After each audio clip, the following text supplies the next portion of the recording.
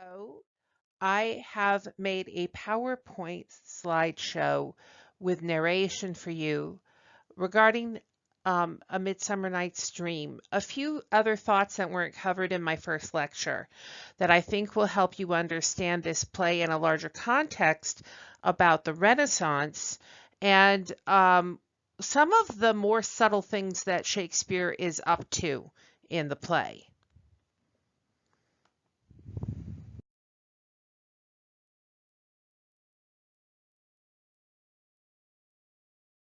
I think in order to understand a play that is so intimately interested in engagements and weddings, um, that you need a little background on what it was like for a young woman getting married in the Renaissance. Um, the central question, I think, for us to understand this play revolves around a question that I've written down here. Would a father really have been able to kill his daughter in the Renaissance if she didn't marry the man he wanted her to? Um, and my answer is a little complicated. The short answer is no, but it's no, but. Here we see a tomb of a married couple side by side. They made statues on top of the sarcophagi that house the coffins of this noble Elizabethan era family. Um, and so a father could not, in fact, kill his daughter, but a father effectively owned his daughter legally. Um, Women did not have rights unless they were widowed, um, to be considered it under British common law, free agents as a rule. They were born into the households of their fathers, and later on, when they married, they became largely the property of their husbands, who literally could do things like beat them. We get the term rule of thumb as an approximation of something because the law in England, British common law, said that as an approximate rule, a man could not beat his wife with a stick that was thicker than his thumb. That was literally the law in the time of Queen Elizabeth, the first monarch who was female of England who sustained any power. Um, he the father of a girl who didn't want to get married to the man he had chosen for her could threaten her with any kind of punishment. He could physically hurt her, but he couldn't kill her. Um, he also couldn't make her say vows in the church against her will if she were willing to keep her mouth shut, but he could beat her until she screamed in the church if he wanted to for being disobedient. So could she be literally forced to marry the other person that she didn't want to? Probably not, but she could easily end up in a convent. He absolutely had the right to send her to a convent if he didn't like that she wanted to avoid getting married to somebody he had chosen for her. Um, and Convents might be a better choice in a lot of ways. One of the things that we see in medieval and Renaissance convents are these very tall gates and fences. The reason for the gates at the time was not mostly to keep people from coming in, although that was part of it. They were at least as much to keep the young women who had been forced into convents inside at night. Um, if you think about that, what it says is that it was like a maximum security prison for girls who had not committed a crime rather than a place of enormous religious calling for at least some. And uh, that makes the idea of going to a convent complicated. But maybe if your father was beating you up at the altar to try to force you to get married, maybe that was by far the lesser of two evils. To live with a bunch of women that were probably less horrible than that guy. Um, but fundamentally, according to the anthropologist and literary critic Levi Strauss, marriage in the Renaissance era was constructed as a bargain between men. In other words, an older man and a younger man decide to form a union, and they use the girl who is the bride as something like a bargaining chip. She often comes with a dowry, a pile of cash to get her married. Um, the hope was often to merge two pieces of land that were adjacent or to merge business interests. And it would be inaccurate to suggest that every girl who got married at her father's wishes was wildly unwilling. Um, but it certainly was a source that was recognizable to an Elizabethan audience of the kinds of conflict that a young woman like Hermia could have with her father in Shakespeare's era. And as I said before, if a woman got married, and actually one of the reasons why it was such a problem that for women to get married to the wrong guy, in their view, they were effectively owned by a husband that had married them until that husband died. And then they weren't exactly owned by their sons, but their lives could be significantly governed by their sons. Uh, I suppose the moral of that story is that if they ever invent a time machine, the young women listening to this narration of a PowerPoint may decide that the time machine should be aimed toward the future and not the past. But Shakespeare was not on the side of this patriarchal exchange of women as chattel system in quite the way that some other writers would have been. Shakespeare seems to have invented, in the context of this play, an ancient Athenian penalty that a father could have his daughter put to death for disobedience for not getting married. There's no particular historical evidence of this. And it was for him a way of commenting on love as the enemy of arranged marriage and vice versa. Um, and he actually goes to the trouble of showing us three different kinds of marriages and betrothals. He shows us Hermia, who is being forced against her will to be engaged to Demetrius, and she is quite seriously not going to go through with that. It is entirely against her inclinations. But this puts her in a predicament of being an outcast from society, and quite possibly to be put to death or to have to go into a convent. Again, I want to emphasize that the convent really may not have been the worst choice for women at this time. Men seem to think in Elizabethan literature that it would just be horrible to be separated from them.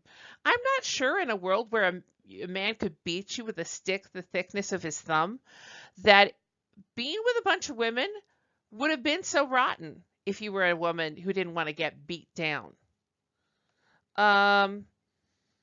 He also shows us a love match in the first couple we see,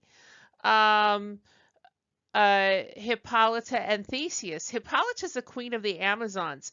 Very interestingly, she has the freedom to choose whether or not to get married, even though she has officially been vanquished by the enemy Theseus, with whom she had a war. She's the queen of the Amazons. He is the Duke of Athens. They're getting married. But she's on board with this plan. She is really on board. And they are governing their own relationship. But he says, I wooed thee with my sword, meaning I dated you by fighting you, which is not exactly a recommendation for their marriage, and yet they seem placidly happy getting engaged, and by the end of the play they're married.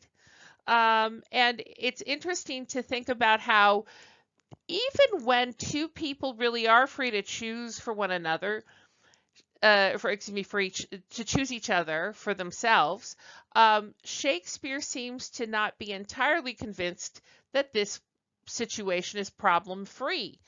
Uh, that couples will fight in the case of Theseus and Hippolyta with serious weapons. And then there is this third, otherworldly, supernatural set of fictional characters, the fairy kingdom, where we have this complicated and uh, cheating on both sides marriage between the king and queen of the fairies, and they are really free to make choices that mortals are not in this world. The mortals have all these rules about who gets married to whom, in terms of the strictures of Athenian society in this play. Um, but the fairies can pretty much go do stuff with other people. The king of the fairies arranges it for his wife to be in love with a guy with the head of an ass just for kicks. Um, she's mad at him, but is very well aware that he has mistresses. But their fight is not about fidelity because that's kind of not a thing in the fairy kingdom, we get the sense. They're fighting over a boy that she has essentially received guardianship over because one of the women who worshipped her in India as something of a demigoddess died and left the boy to her, and she was going to raise him. But for some reason, the king wants him. And so that's the nature of their fight. They're fighting over a mortal from India, which, given the future history of colonialization of India that England has, is kind of interesting. But let's not call Shakespeare a prophet. Only let's notice that there are three models here of what marriage might be in the world that Shakespeare paints for us in A Midsummer Night's Dream. Um, we have the traditional patriarchal model of marriage. We have a complicated egalitarian but warlike version of marriage, and we have basically um, a wild swinger hooking up fairy marriage. And he imagines all three in the same play, and doesn't purely recommend any of them exactly. I would have you notice that Shakespearean ideals of love reflect a humanist ideal. And I want to define that for you. Humanist, of course, sounds like it has to do with humanity, and indeed it does. But I want to give you a contrast between the way that medieval people thought about a variety of things and the humanists, who are not secular humanists at this period. Sometimes people on the Christian right will bemoan the existence of secular humanism, people who reject God and only think about that which is based in humanity. But humanism in European Renaissance thought was not secular. They absolutely believed in God, and indeed many humanists continue to believe in God, but secular humanists do not. But what they thought about the relationship between God and humanity, and the supernatural generally in humanity, changes from the Middle Ages to the early modern period, which includes the Renaissance. Here's what I mean by that. There is a philosophy. You remember the video that you were asked about related to the concept of weird, W-Y-R-D, and the supernatural having an absolute authority over people. After the Anglo-Saxons are dead and buried and replaced by people like the Anglo-Normans in England, who are both Anglo-Saxon and Norman, and have uh, not a modern society by any stretch of the imagination, but they have stone buildings, um, they have books. Uh, they they believe in something that is usually called Neoplatonism. And here's what that consists of. In the medieval mindset imagines that free will exists in highly limited circumstances as we are continually tempted by demons and courted by intervening angels. For a medieval mindset, right now you are a prize in a war between good and evil. And angels and demons are not just fighting for you to tempt you to either do good or do ill, but ultimately they're trying to grab your soul to either go to heaven or hell when you die. And that what is invisible in the world on a spiritual plane is much more significant than that which is visible for the medieval mindset. This is part of Neoplatonism. And because we're so pulled in other directions, we have somewhat limited control over our actions. We don't have a lot of choices in the Middle Ages, first of all, about what we're going to do. But we are so easily tempted by an ever-present and very proactive devil. The argument that a person could be under witchcraft by someone else had currency in the legal system. Um, and there was the idea that we should not seek out deeper knowledge or control because that would be an offense to God. You'll recall that in the prologue in Chaucer of the story of um, uh, Allison and the carpenter and Nicholas, the clerk who's studying science. One of the comments that's made in the prologue is a man should not look into the secrets of God, meaning science, too closely, and he shouldn't look into the secrets of his wife too closely because he might not like what he would see in either case. I think that's still funny hundreds of years later. Um, but there was an idea pervading in the church that you shouldn't ask too many questions about God's universe, but should just listen to the church because that was where holiness existed and that's where your safety was. Don't probe the movements of the stars too closely, the way that Copernicus did.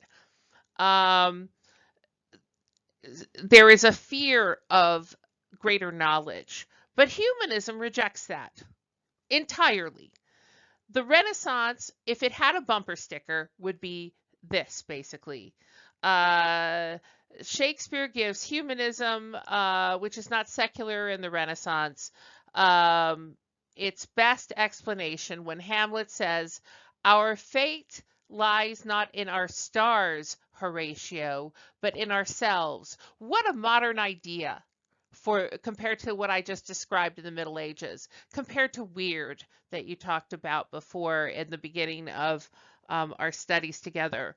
The idea that yes, there are forces out there for the humanists of Shakespeare's era that are either incomprehensible to the human mind or not yet understood, and supernatural forces that could, in fact, influence us to some degree, but our fate ultimately is about what we do.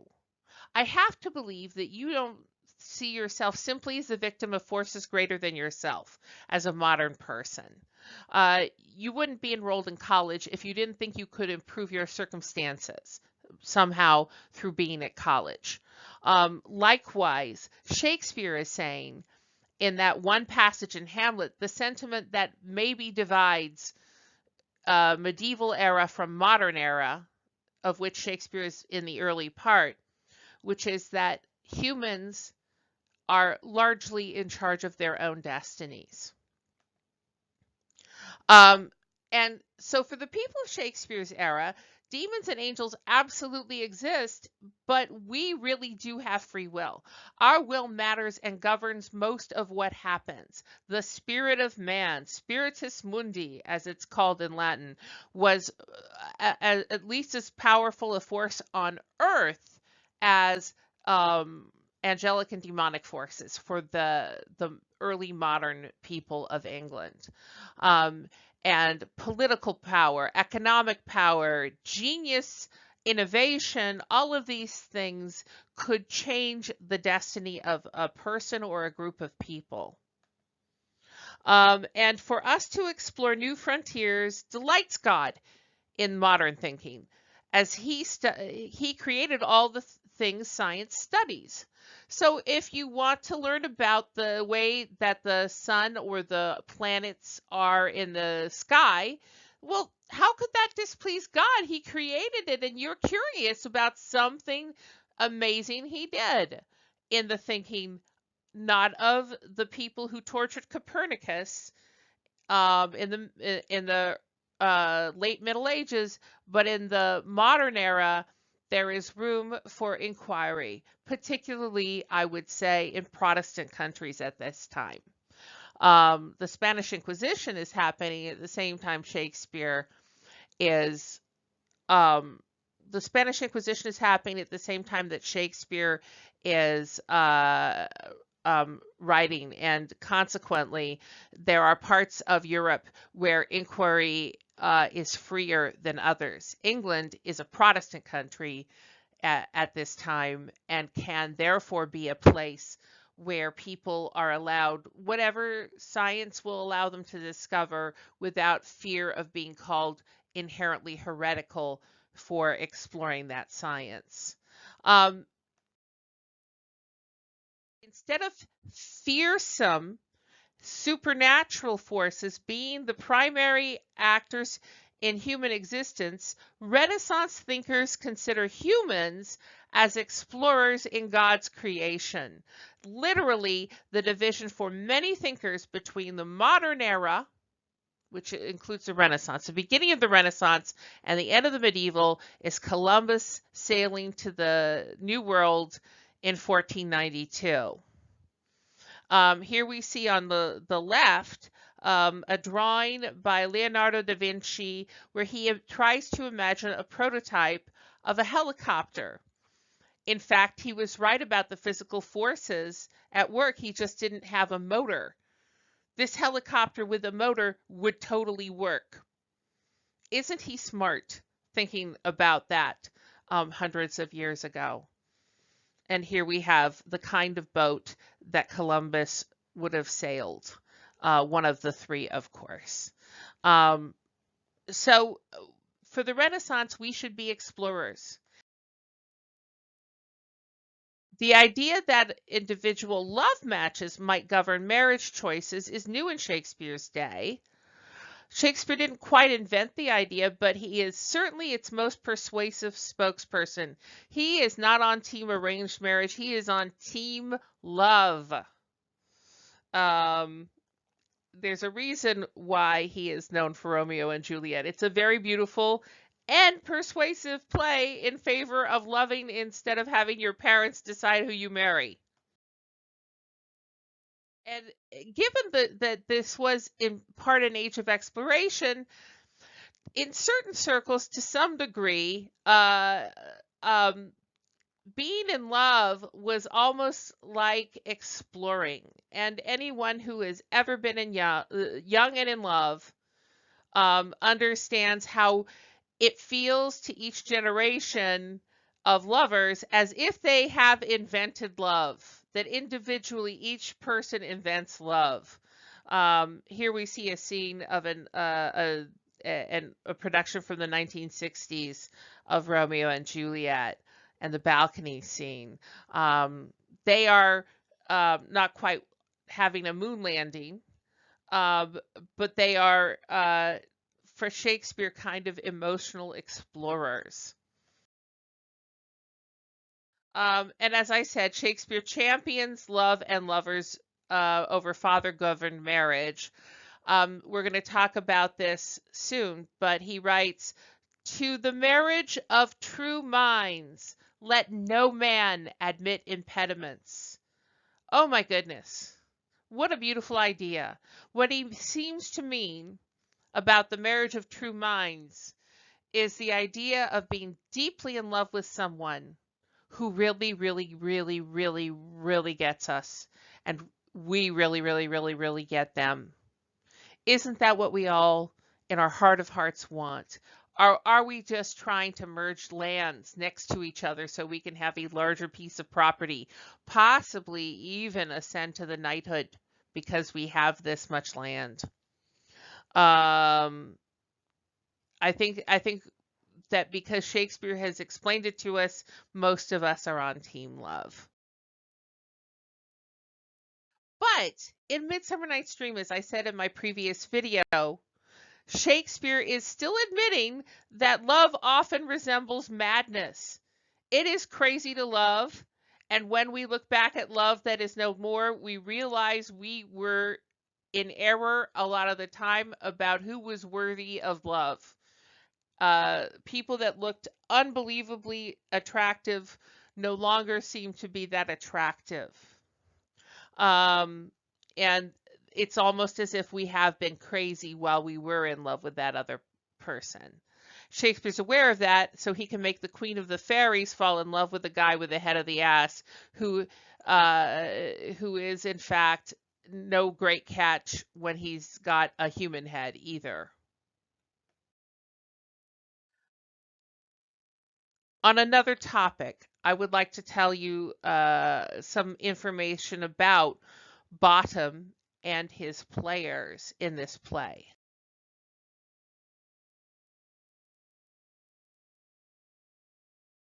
And we should ask ourselves why tradespeople are putting on a play for the Duke. Why would these guys who are like Snug the Joiner and weavers and people like this putting on a play for the Duke of Athens and his bride? There was a medieval tradition that existed just barely into Shakespeare's day. It was dying out about the time he was writing A Midsummer Night's Dream. And it was that trade guilds would put on plays. During the Middle Ages, trade guilds would put on plays about the life of Jesus once a year during the Corpus Christi festival. And each trade guild, as a matter of pride, would enact a play somehow related to the trade the guild practiced. For instance, Adam and Eve eating the apple, or the fruit of the knowledge of good and evil, was the play that the grocers put on because they had apples. Um, the carpenters put on the play about the crucifixion. Why? Because they knew how to hammer wood and nails. Um, and these festivals were outside in various medium to large size towns.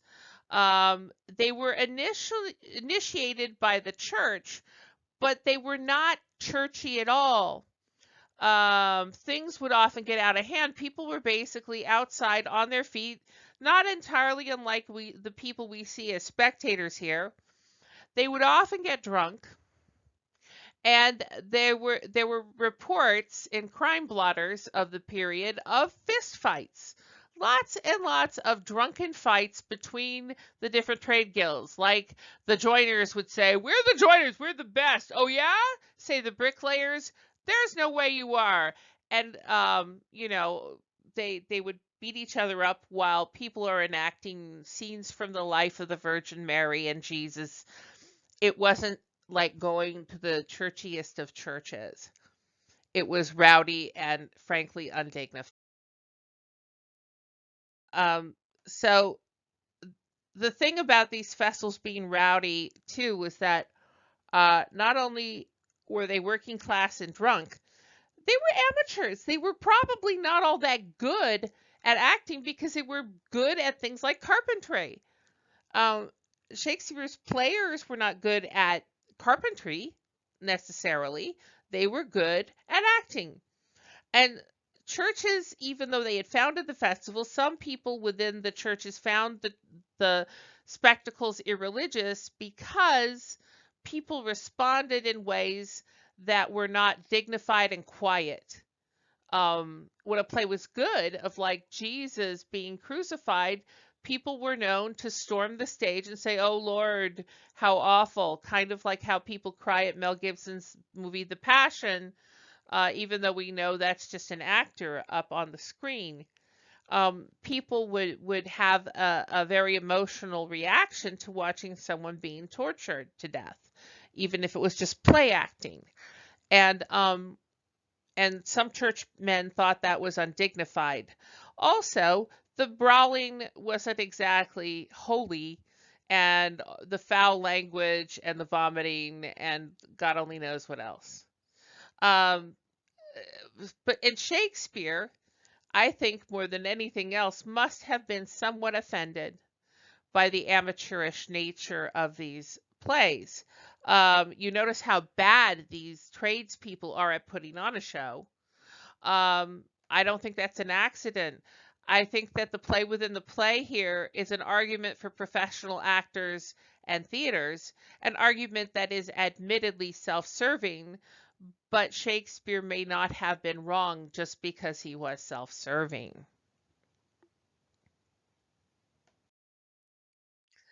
And in giving us a play within a play, he does something that I mentioned in my first lecture called a framed narrative. We go to the play, we, the audience. We watch players in the play. Some of those players in the play are acting as actors who are going to put on a play for other characters within the play. And so we watch through multiple layers the play within the play. And as I said, the difference between Romeo and Juliet and the most tragical comedy of Pyramus and Thisbe seems to be, I guess, I'm sorry, the most lamentable comedy of Pyramus and Thisbe seems to be how distant we are from it. We laugh at one and cry at the other. When good actors put on a play of Romeo and Juliet, we forget we're in the theater at some emotional level and we cry. We intellectually understand that the actors who die on stage will get up and take a bow in a few minutes. But it doesn't mean we don't cry as if it were true. That process is called catharsis. It's talked about both in art and in psychology. And consequently, we have a very different response to almost the same story that Shakespeare tells two different ways. Romeo and Juliet, we sob. We laugh at the bad lion and the bad acting in the play Pyramus and Thisbe. And so I put this up here. Because the framing of the tale distances us from it, we can laugh at what would otherwise make us cry. The response that Shakespeare is soliciting from us is different too. Um, and it's interesting. He is chosen almost to make fun of himself by telling a very similar tale. But what he's really making fun of is perhaps his own ideas about love. That maybe love is at least as ridiculous as it is noble. Um, but he leaves that for us to decide. We, the spectators, will determine how to judge it. Will we laugh or will we cry? Um, that is the question. And as Hamlet says, our fate regarding this and other matters lies not in our stars, but in ourselves.